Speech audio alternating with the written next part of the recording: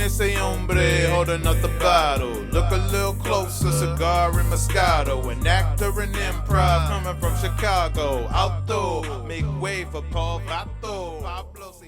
I feel like I'm old. I'm calling with the music.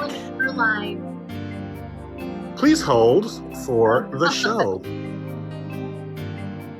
I'm just updating paulvato.com. And then this way, people can come. Oh, you're already on camera. You know what? It's only fair that I also turn on my video. Hello. I like your background a lot better than mine. Look at that. I love it. Let's end. Oh, thank you. Sorry. Woo! Make it stop! There are sound effects, laughing, applause. If you don't like them, if they bother you, and we can shut them off.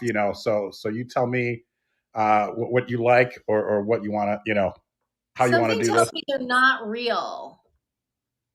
No, it's people in the audience,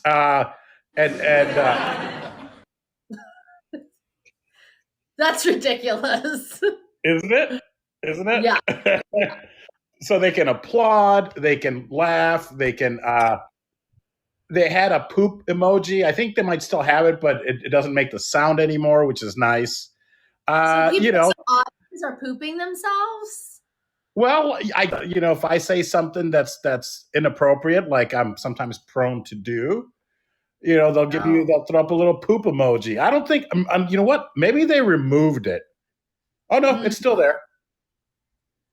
And there's a chat room. People can leave us messages. So that's what I like about this, because there's video. It's automatically saved, so we can always download it and repurpose it for content. But I thought you might have a problem getting on, but look at you. People love the idea of repurposing for some reason. Yeah, because you record, it's evergreen. You record it once, and then you can chop it up and reuse it. And, because there's so many platforms, there's so many platforms that it's nice to record something once and be able to use it often, I guess, And I'm sure whatever is said is going to be so golden. We're going to want to repurpose it and keep it and hold it and forever. What's that about?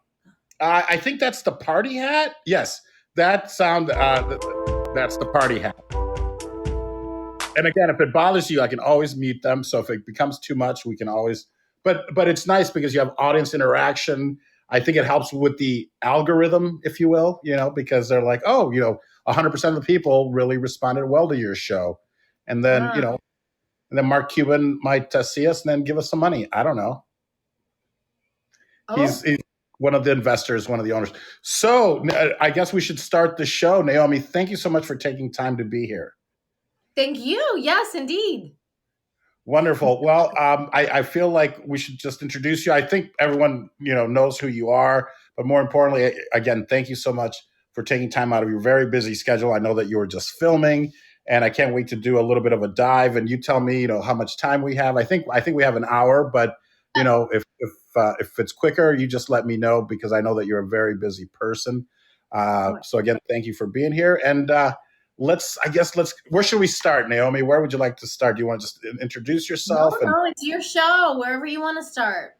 Well, I'd like to start close to the beginning. I know that you're from Denver. Is it Denver? I know you're from Colorado, or is it Denver, yes. Colorado? But then you wound up in Chicago, or in the Chicagoland area. So maybe what was that like growing up in Denver? And then also, of course, I almost forgot I was going to start the whole show in Spanish. Never mind. So, gracias por estar aquí, Naomi. I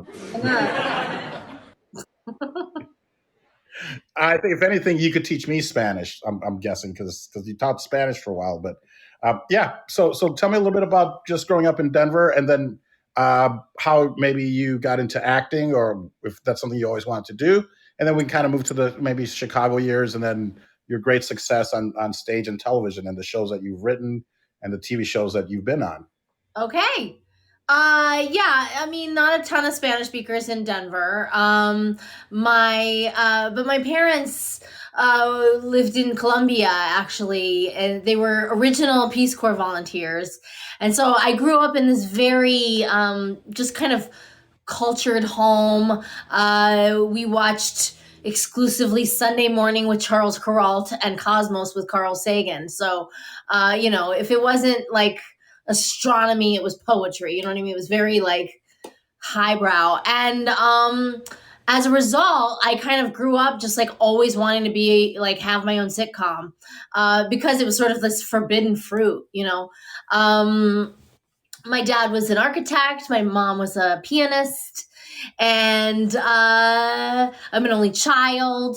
So I was a little bit of an odd duck in Denver. People always say like, "Oh, I love Denver so much," and I don't know. I didn't. I didn't. I don't agree. But that's only because I went to like a really mean high school, and I'm sure all the mean girls are listening. But yeah, I just it was quite white bread and very meh, basic, a lot of basic bitches. And while hilarious, I know. While I was but and I whatever. I feel like I'm in therapy right now. Basically, I was always like a very, very kind of go-getter kid, and I was in all the plays and all the won all the awards and was all the thank you, yes, Olympics of the mind, student council, school play, marching band, cheerleading, piano, voice, on camera acting, I mean, you name it. Spanish club, I was a president. And so by my senior year, well, not even my junior year, I was like over it. Like I'd already kind of won everything already, and I had to get out of there. So I became an exchange student, and I lived for a year in Argentina, and that's really where I learned Spanish. I thought I knew everything when I was, Spanish club president, but I got there and I was just like, Machu Picchu, everybody. That was a joke. But anyway. Yeah. Anyway, right? That's more like Good. it. Good. Yeah. So what I think is interesting is that was the one year that I did something other than acting. Like I'd always been very focused as a kid.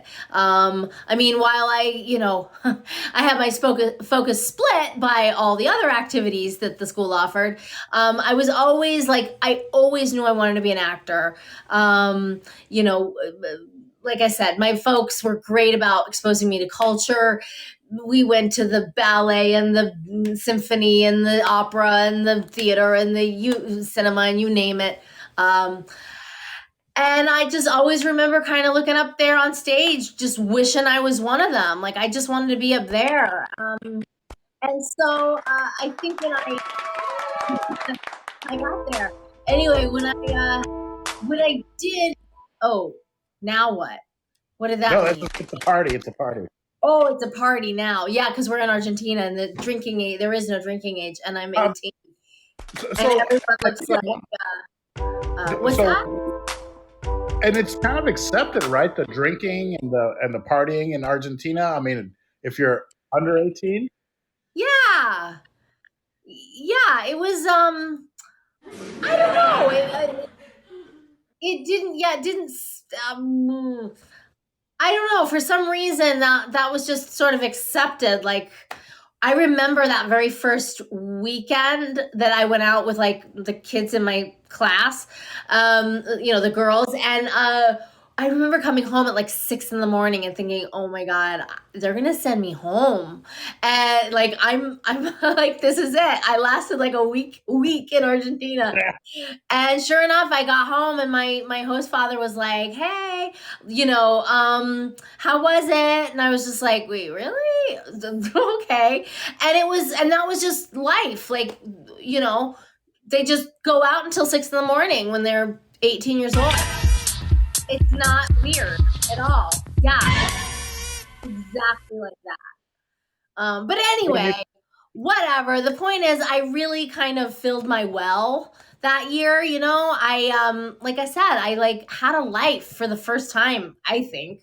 And don't get me wrong, I still, upon the year's end, I returned to the United States and went straight to Chicago, where I was a theater major at Northwestern, which was, again, like eyes on the prize, because and at that point I was really like with my people, because the kids at Northwestern are very driven, super motivated. I mean, I always kind of wondered, like, am I filling a quota?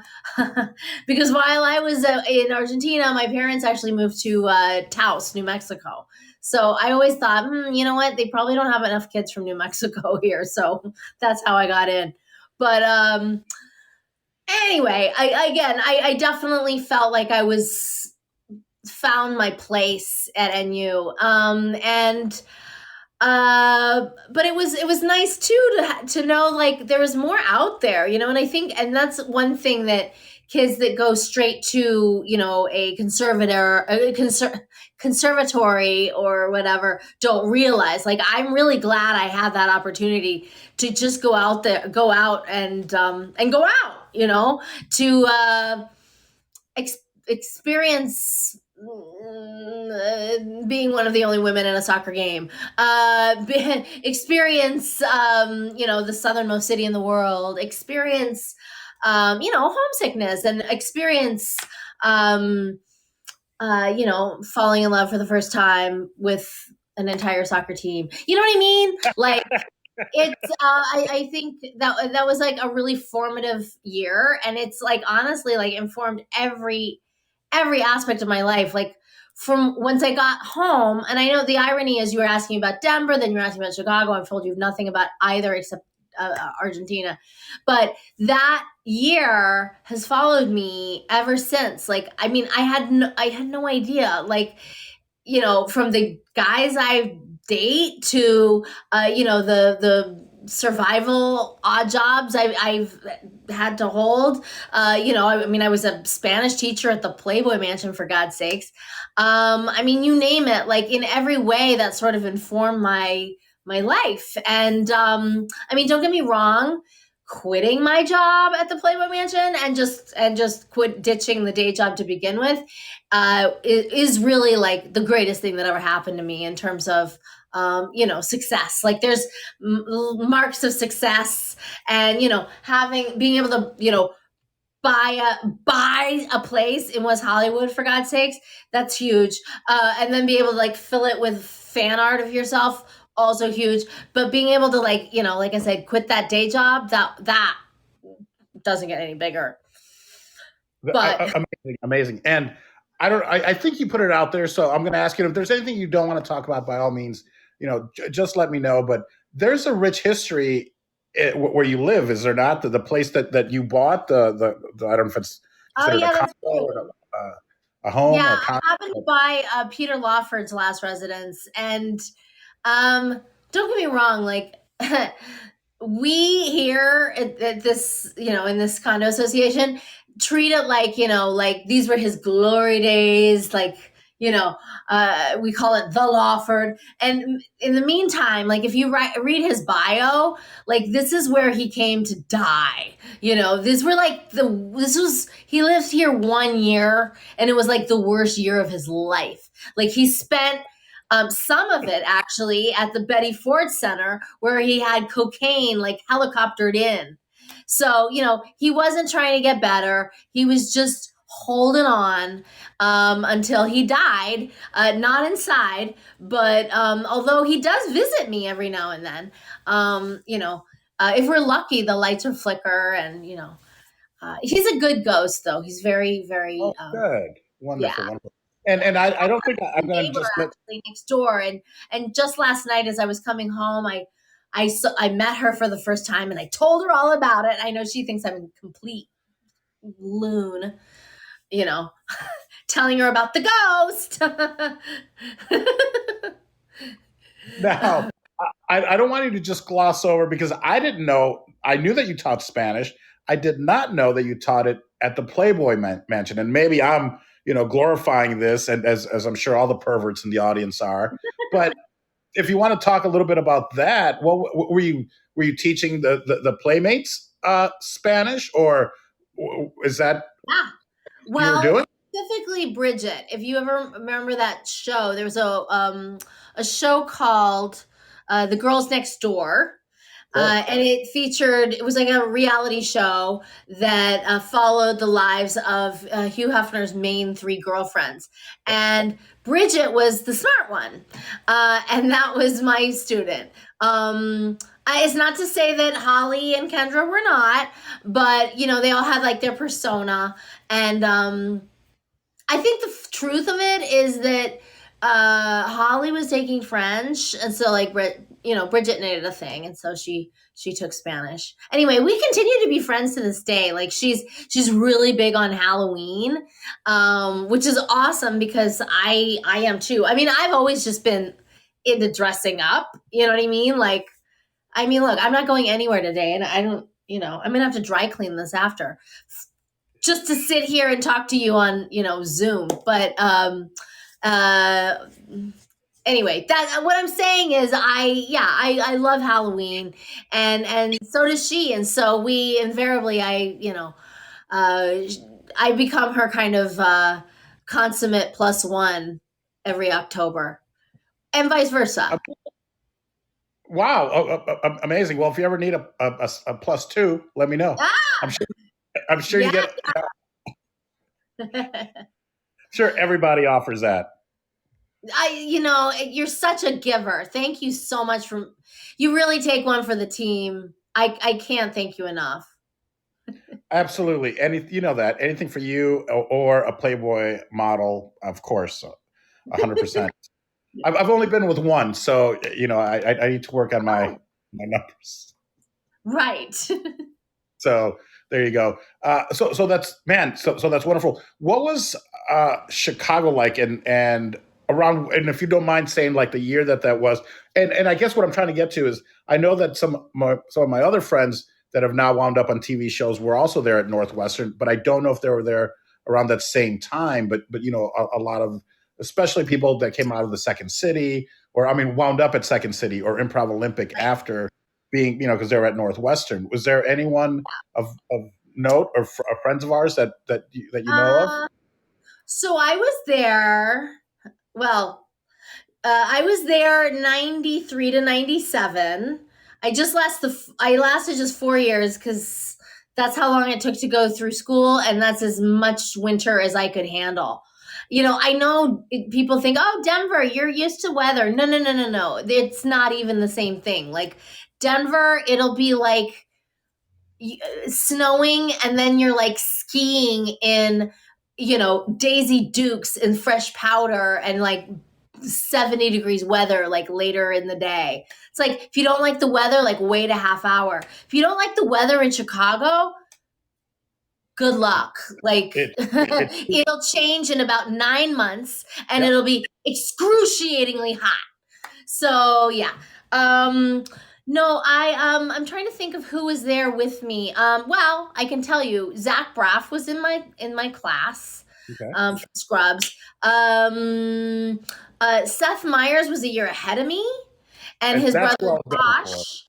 Yeah, his brother Josh was a year below. He was on Mad TV, and among other things. You can imagine Christmas at that house. Well, of course, and then I don't know if they were already friends with Ike Barinholtz, but Ike grew up in Chicago. Oh, yeah. So I know Al and his father, who for the longest time had my headshot in his office, and Ike would just, I guess, look at it and go like, "Why do you have Vato's headshot in your office?" but it'd be interesting once I talk to them. I'd like to find out if they actually knew Ike while they were at Northwestern, because I knew that Seth Did and he Josh. go there? No, Ike didn't go to college, but he grew up in Chicago. So it'd be interesting to know if, at either ImprovOlympic or, when that whole group ended up at ImprovOlympic specifically, and then Second City. So, I didn't do ImprovOlympic or Second City while I was in Chicago, and that's kind of a regret. Just because those were amazing, opportunities. I mean, I did do IO once I moved out to Los Angeles. When I was at school, I actually got involved with a theater called the Torso Theater, which, true Chicagoans will know, for Cannibal Cheerleaders on Crack, or Shannon Doherty Shoots a Porno. I was basically heading down to Bucktown to show my boobies every Friday, Saturday for, gosh, I don't know. Those were long-running shows. They ran for, Sure. Years and years and years. I was only in them for maybe, a year and a half, which was a substantial amount of time, yeah. Actually, Alexandra Billings, she's a name actor at this point. She, she was trans then, but trans really wasn't something we talked about then, but it is now. And she's an amazing advocate for the trans community, and people probably know her from Transparent, but also she was in Wicked recently on Broadway. She has a new book that just came out. So she was one of my contemporaries there at the Torso. But yeah, it was, I remember every now and then, like, fraternity date parties would come and like rent us out. Like they'd come for the show. And I was like, oh, this is really awkward. Cause I was like showing my tits for, ZBT or whatever. And then, and invariably I'd like, hey, can I get a ride back to Evanston with you guys? Hey, why not? Yeah, of course.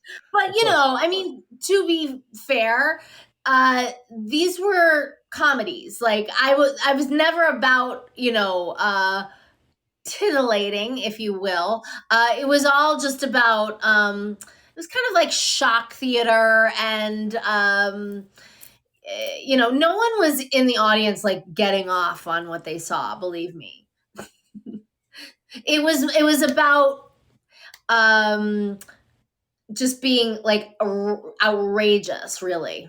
Mm-hmm. And I really appreciated that. There's a part of me that is totally outrageous. Well, and I unfortunately I've not seen the shows that you've written, but I know that they're somewhat, the titles are titillating, I guess you could say, and a little bit with punnery, which I love. Great puns, and I know that some people think it's the lowest form of comedy or humor, but I love a good pun. So maybe we can talk a little bit about the shows, because I would imagine that that's maybe then what took you to Edinburgh around that time. What was the first show then that you wrote and performed, and that was your production?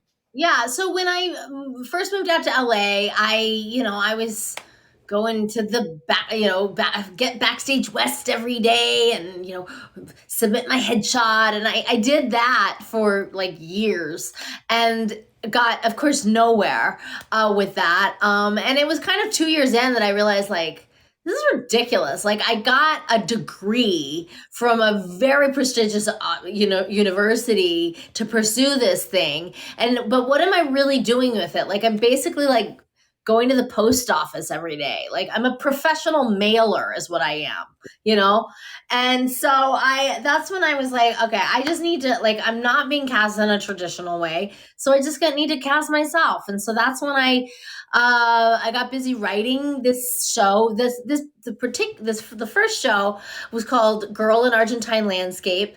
And that's not necessarily as, salacious a title as you're probably referring to, but that particular show was, again, it was about that, kind of formative year I'd mentioned in Argentina. Who's the It's a model? coming of age story. It's my own sort of journey, metamorphosis from a big dork to a badass. And yeah, that show, yeah, I feel like while it didn't really open any doors in Hollywood per se, it definitely kept me in the game. Like it reignited my passion to be here and to do this. Like I'd kind of forgotten what it felt like to be on stage. And then all of a sudden I was back up there going like, wow, oh, this feels good. This is where I'm supposed to be.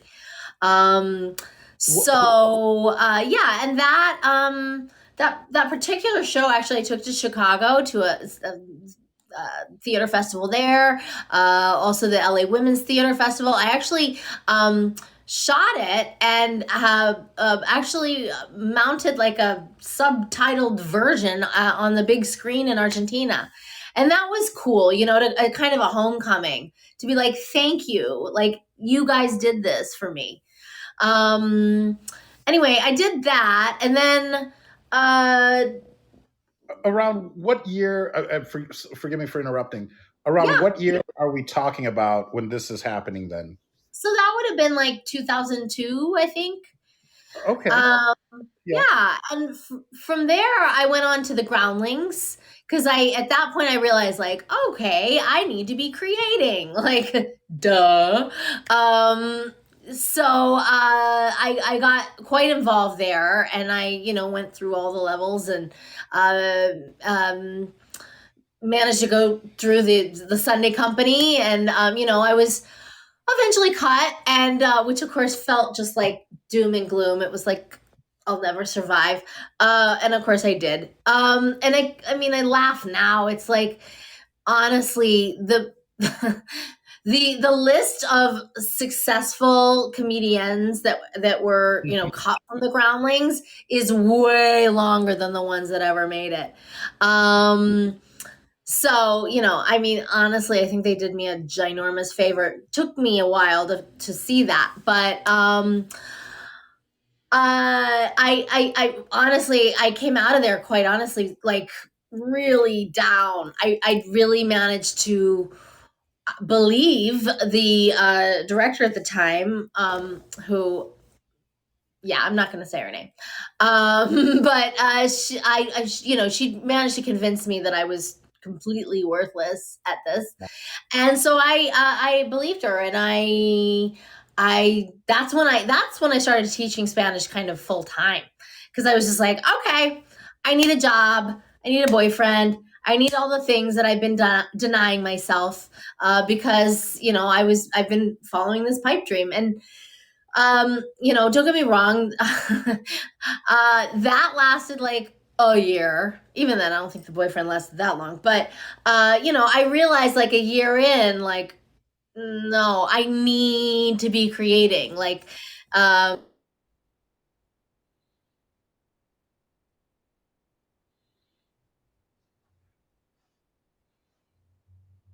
um uh what was I saying? I'm gonna You cut out momentarily. I don't know. Oh, I'm sorry.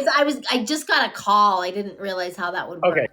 Okay. Anyway, But you're back. You're back. yeah, I think it was about a year in that I realized, like, no, I need to be creating. Like, the fact that I don't get me wrong, teaching Spanish actually really suited me. Like, for the first time ever, I had this like captive audience, they didn't realize I was basically like workshopping bits, so what if they were in Spanish? They were, I got to wear my own clothes, for God's sakes. And again, I like to dress, but yeah, so it was about a year in. That's when I started writing my second show, Carnival Knowledge. That's the one that you're referring to, has suggestive title. Suggestive title, but and sorry to interrupt again, but who was your model before I forget? So who was your model on your first show? The girl, the Argentine. When you say model, you mean what kind of? Isn't there a sexy photo on the cover on the front? That's me. Okay, I just wanted to make sure because you were talking about not having a salacious. Is that the word? Salacious title, but It doesn't have a salacious title, and even then, I don't know. I think of that. Okay. So if people are wondering, my naked back end is on the cover, and for that matter, it is on the cover of the Carnival Knowledge too, and you can see that all on my website. It's not a secret, which is just naomigrossman.net. But pardon the pun. I'm sorry. Where is that? naomigrossman.net. Thank you. But don't leave out, guys. Stay for the podcast, and then you can go look at that. Right. No, but I mean, obviously sex sells, and that was the thought behind that. But, the first show is actually set in an art gallery, and that image is art as far as I'm concerned. Like, you go to Florence and you see David, and it's not that different. I mean, he's got a different front side than I do, but from behind, person. Yeah. I mean, he's a boy and I'm a girl, but the point is,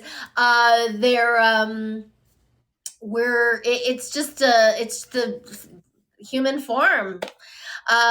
Carnival Knowledge, actually, it's a funny story behind that original picture. I was trying to take headshots with a guy, and he kept saying like, "Oh, we should do nudes. And I was like, yeah, calm down. And then he eventually he whipped out his book. Book is not a euphemism. He whipped out his book of nudes, and I was like, oh yeah, we should shoot nudes, because I just didn't realize, I didn't understand how talented he was. So sure enough, I ripped off all my clothes, and then we took that photo. I don't think I even used the headshots he took. Like, I hired him for headshots, and I don't know how that ended. Then of course my the other show, Carnival Knowledge, also features me kind of in it's actually like the Brazilian carnival, costume. Which I was wearing that for a Halloween party, a Playboy Mansion.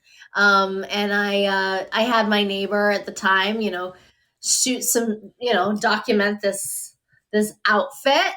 And that, again, it wound up on the cover, because I figure it's set in a carnival, like, it makes sense. So anyway, Carnival Knowledge, again, it was sort of born out of just my own desperation, because I needed to create. And, 9 months later, I was basically gave birth to my second. And that show, again, had a great reception here in LA. It was, and from there I went on to Edinburgh and was transferred to the West End in London. It's actually gone on to like colleges all over the country, and it had a really nice life. Again, but I was still kind of like, okay, what's it gonna take, Hollywood, like, you know what I mean? Like, I've like created these like pieces. They've been all over the world. They've gotten, rave reviews and award nominations. I mean, you name it. Like, but I'm still like, I still can't even go to the doctor with SAG insurance. And so, that I'm really, that American Horror Story really was by far my biggest break. I mean, it's not to say that I wasn't, what do they say? luck is when preparedness meets opportunity. And, I think I was ready. I think I'd been doing the work all along. Yeah, just that, opportunity took its sweet, sweet ass time coming around.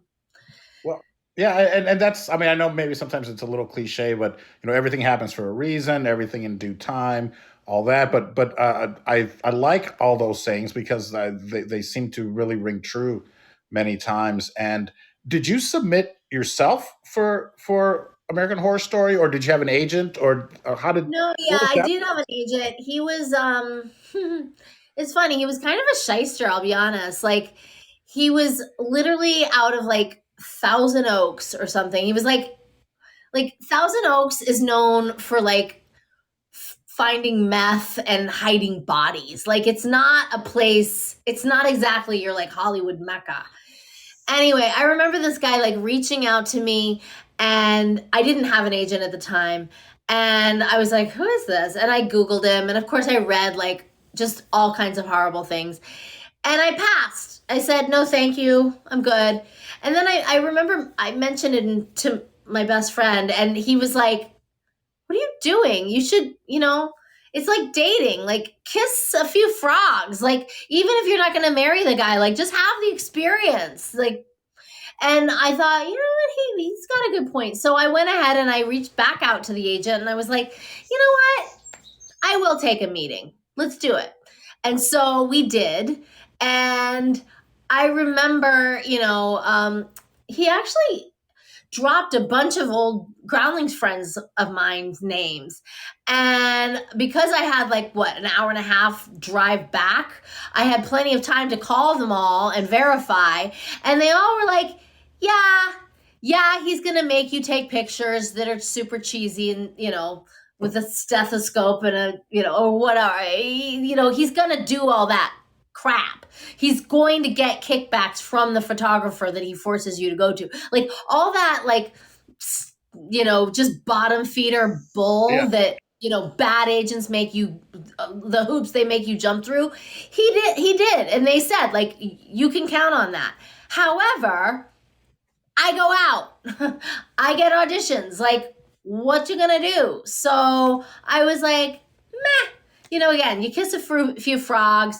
Just because you sign with the guy doesn't mean you're like, with him forever. And I wasn't. I was with him for 1 year. And in that amount of year, don't get me wrong, he still was atrocious. I think he got me like maybe three auditions. I mean, his whole tactic was like just throwing actors at a canvas and hoping somebody sticks. And I stopped. One of those 3 auditions was for American Horror Story, and they were looking for 4 to 5 feet tall, possibly malformed actresses, and I am barely any of those things, but I am 5 feet of fun. So, I knew not to wear my highest of heels to that audition. And yeah, I remember being in the waiting room and seeing this just like sea of little people. And I thought, oh man, like I couldn't handle these people, but, who knew, as it turns out, I actually was a replacement, which is interesting. A lot of people don't know that, but they cast a little person before me. And, they ended up, they realized, we need someone who is actually, proportionate. And she wasn't, and I am. So. And I would imagine, and please correct me if I'm wrong, also an actor, and I'm not saying that they were not actors, but someone that has the chops, because you do such a brilliant character that Pepper is such a brilliant character, and the life that you've embodied there with Pepper it's amazing, and the whole arc and everything. It's amazing work, Naomi, and thank you very much. I think, that was. I'm not going to agree with you. Thank you. But in the audition, it consisted of a monologue of Jessica Lange's from season 1. And then they gave me a ball and they asked me to try to get them to play with them as if I were like, a 4-year-old. So obviously I was like lost in this audition because, it's not like theater where I might actually be cast to play a 4-year-old. Like, no, if I'm 37, I'm going to play, 32 to 45. You know what I mean? Like, I'm not, so that was so I didn't quite know what they were up to. It wasn't until after I was cast. Well, actually, there was the callback, which consisted of a meeting with makeup where they basically like took a bunch of photos of me, which they then manipulated to see which would look the best with the makeup. But at that point, they had a few girls in to do this, and they knew any one of us could handle the demands of the role, theatrically. It was really just a matter of like who looked best. And I always love to remind myself that when I go to, when I do have auditions. Well, now we don't drive to auditions anymore. They're all virtual. But, I would invariably always like flagellate myself on the way home. Like, you suck. You didn't do it the way you prepared or whatever. And the fact is, like, half the time it comes down to like the bridge of your nose. You know what I mean? Like, if you look like the director's ex-wife, forget it. It don't matter. You could be Meryl Streep and you're still not going to get that part. So I've heard that story.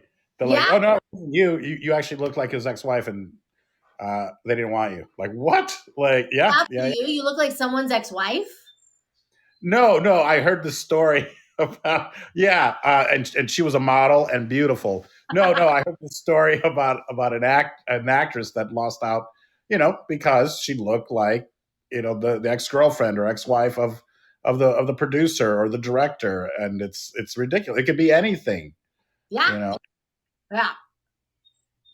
When I did when I got my first role, like as a masked Mexican wrestler, they wanted to hire wrestlers first, but they weren't actors, and then they brought us in, and it was the same thing. You never know what's going to happen. I'm sure I've gotten parts that weren't initially for me, and I've lost parts and I don't say I lost them; they weren't mine to begin with. So, I think that's the way we as actors have to look at it. Of course. Which actually leads me to something that you and I have talked about, because you'd said initially when you said, "Oh, come on to my show. We'll promote your yoga warrior, blah, blah, blah." I don't know if that's mine. I don't know if that's mine to win. I'll be honest. Well, we have people here, and maybe they can help because we have a few more days for that. Would you mind sharing that with? Sure. I was about to ask you about your yoga. Here's the thing. I already shared with you that when I hit rock bottom, that's when I get creative, because don't get me wrong. I invariably, I start like organizing my junk drawer. I start like doing anything and everything instead of like sitting down to write. I mean, that's kind of typical like writer MO. But sure enough, during the pandemic, listen, I didn't bake bread and do puzzles and all that bullshit like most all people. But I did, think about, Whitney Houstoning myself in my bathtub. Like I was in a dark place. And the thing that really like got me through was when I got creative once again, I just got to work, and I wrote this new one-woman show. It's the third in the trilogy and the evolution of Naomi Grossman. It's called American Horror Story. This one does not have a nice booty shot on the cover, unfortunately. Not interested then. Not interested. No, it does have it's a really cool image. It's actually me.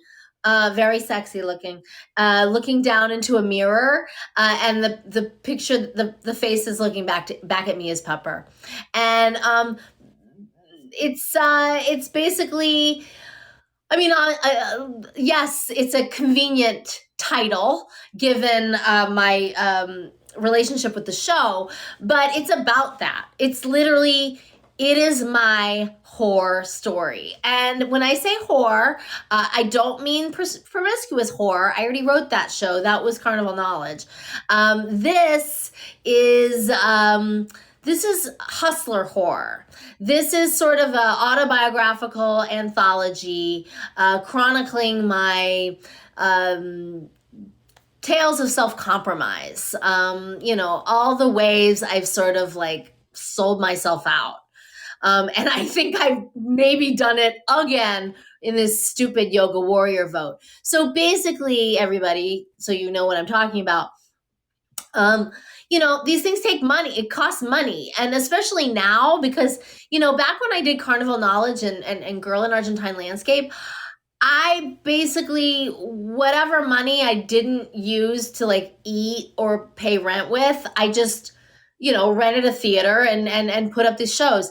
This, I have much bigger sites for this one. I want to sell this to a Netflix. I want this to be on Hulu, Amazon, Peacock, you name it. And I don't see why not. Like, everybody else has a 1-hour comedy special. Why not me? Especially since that's now a thing. Like, we're watching those. We're cooped up in our houses and we're watching them. So I've written this show, and but of course, because it needs to be, broadcast quality, it's going to cost some money. And so I thought, what better way than to win the money? I heard about this competition, and at first, it seemed like a popularity contest because, the person with the most votes wins. And that's how it was kind of going for a while for me, which was great. Because I am able to ride on the, American Horror Story fame. And I was in first place for a while, but now I've slipped. And I think it's pretty obvious the reason for that is because, some people, not me, and most likely not my people, but are purchasing votes. I'm not saying that can't be done, actually, by the way. This vote, it's sponsored by the Veterans Yoga Project. And so basically they offer a free daily vote once a day. And that's my ask. That's what I've been sort of like, blowing up Paul and other pals to please, cast their one free daily vote a day. But there's also this thing called the warrior vote. And actually today is 2 for 1 if you're so inclined. Again, that's not been my ask yet.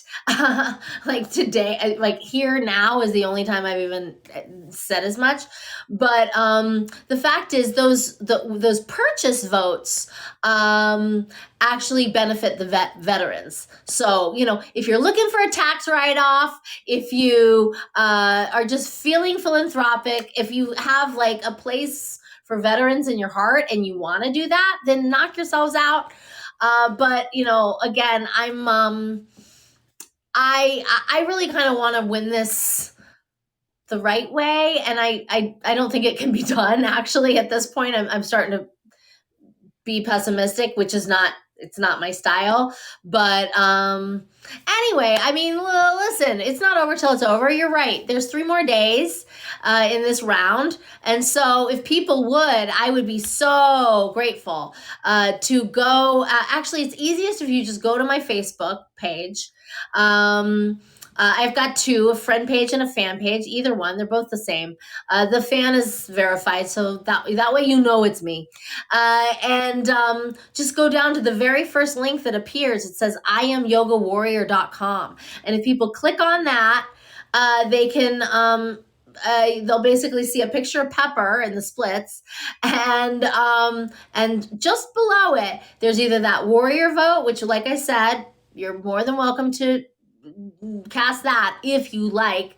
Not my ask. The real ask is for that free daily vote. So, once a day, if you'll click on that and then you just follow the prompts and wait till you get that little, there's a red thing that says, you have cast your vote for Naomi Grossman. And then, your work is done and I can shut up for, 24 hours. I, on the other hand, can ask you to go ahead and buy some votes because they're 2 for 1. Because I can speak from experience as far as yoga goes. Because for me, it was life changing and transformational. I ended up losing about 65 pounds. I still have a long ways to go. And it motivated me to even start, my bad hombre yoga line, which I'm still, that's still one of the businesses that's in the works. But so I can attest to the power of yoga, and especially for men. And I would imagine, because it's not a thing that even though, it was invented in India. Well, it was actually invented, I think, in Santa Monica, California by white ladies. But then it went to India where it was mostly men. I know it was mostly men, but nowadays it seems to be that there aren't that many men doing it as much as they should, and especially if you have PTSD and you've been traumatized and are military men. So I think it's for a great cause. So if anybody wants to donate, or if you just want to sponsor, produce Naomi's show, send her a DM and then then we're done. But yeah, if you guys could, as a personal favor, also go over there and vote and at least do the free vote for the next, until the contest is over. I think we can at least give it the old college try because Naomi, I would love to see your show come to fruition and get made and produced and be on, these services because, and you're right, why not you? Everyone has an hour and you're so brilliant and so talented that the world, should not be denied this third part of your trilogy. So yeah, well, thank you. I think, listen, the show will go on. Like the number 3 is happening with or without the yoga warrior. That would have been a nice, I'm a little sour grapes right now because I just kind of Google stalked all the other, unfortunately, mostly girls. You're right. Men should be doing this. But in my competition, and they're all like, oh, I want to, pay off my student loans. Like I want to, pay for my teacher train. It's just like boring. But I don't know. I feel like but hey, it's gonna happen one way or another. That's the good news. Like, I don't care how. If I've got it's the avalanche is coming down the mountain. I'm just not sure how it's gonna, when it's gonna hit and how it's gonna all go down, but it will happen. But how exciting and how wonderful it would be if you could get most of it paid for by winning this $10,000 grant from. That's what I thought. I like the meta idea of it. The show is a love letter to fans. It's basically it's me pre-Pepper, post-Pepper, becoming Pepper, and I just know people line up at these Comic-Cons to hear us just run our mouths, in these totally uncurated Q&As. Like, wouldn't you like to see someone like tell, spin these stories like a true raconteur, that have been like thought through and crafted, and that's what this is. I'm really proud of this show. I think it's my best, and that's saying something. The other 2, I've got nominated for an LA Weekly Theater Award for the one. I got the LA Weekly Pick of the Week for the other. So it's great, and it needs to be seen, and it will be. Maybe not as. It's written. I wrote it in the pandemic. It saved my life, honestly. Amazing.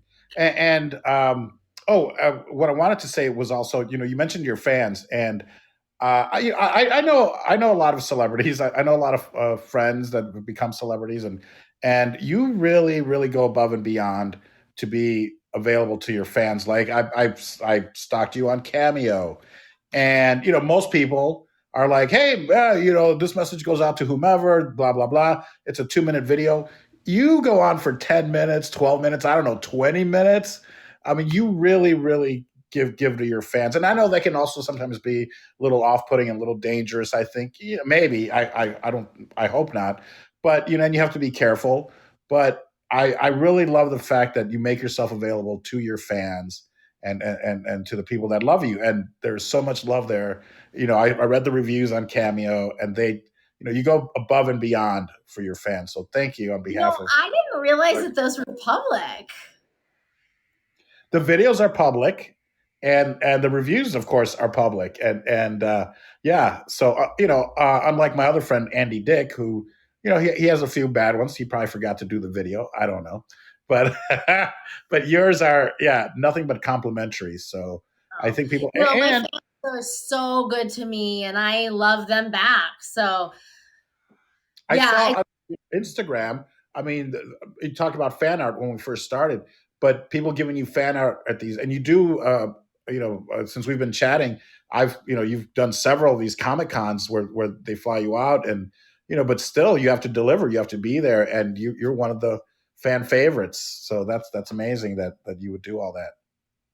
Well, I mean, again, if had it not been for the hustle, that again, that's the whole theme of this new show. But had it not been for those 22 years that I was, grinding without a whole lot of results, I probably wouldn't appreciate it so much. But I remember driving the Red Bull car. I remember, dancing for money at bar mitzvahs. I remember slanging Spanish at the Playboy Mansion. Like, I remember posing nude in art classes. I remember, you know what I mean? Like, I hustled, and therefore, like the fact that somebody wants to pay my mortgage, signing my name and taking selfies, yes, please. Like, of course I'm going to be nice to them.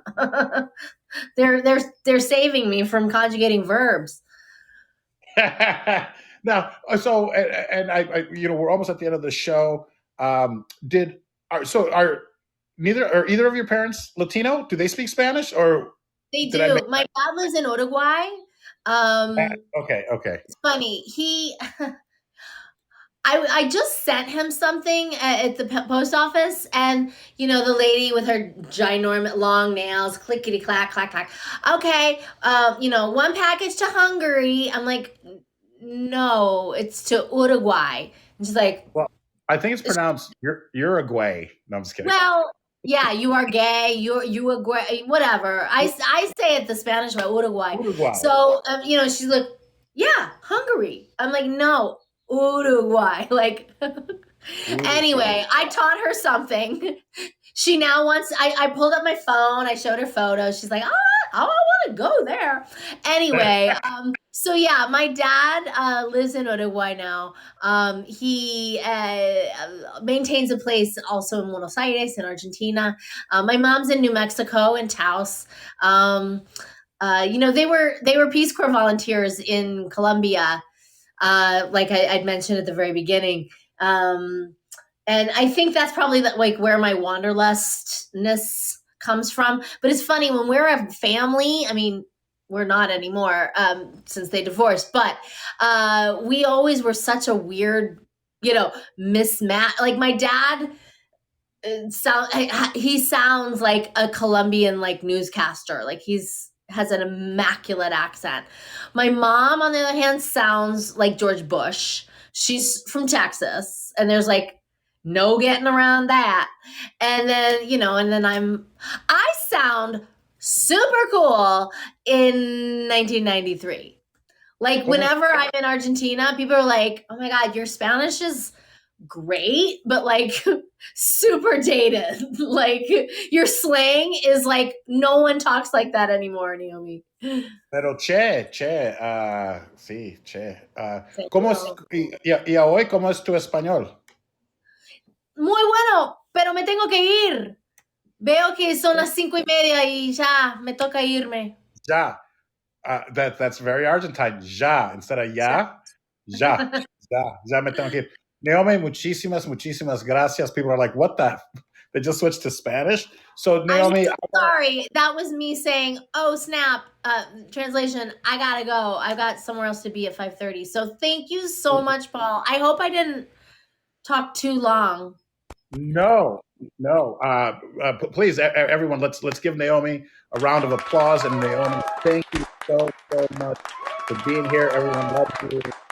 Thank you for taking time out of your very busy schedule. And thank you. Thank you. Thank you so much. Take care. Bye, Naomi. I'm gonna leave the room open a little bit so I can tell them where to find your link again, because I want everyone to go there and vote for you and follow you on social media. And it's not over till the Bell Ladies thing. Thank you, Naomi. Thank you. Bye. Well, folks, thank you guys. En ese hombre holding up the bottle. Look a little closer, cigar and Moscato. An actor in improv coming from Chicago. Auto, make way for Paul Vato.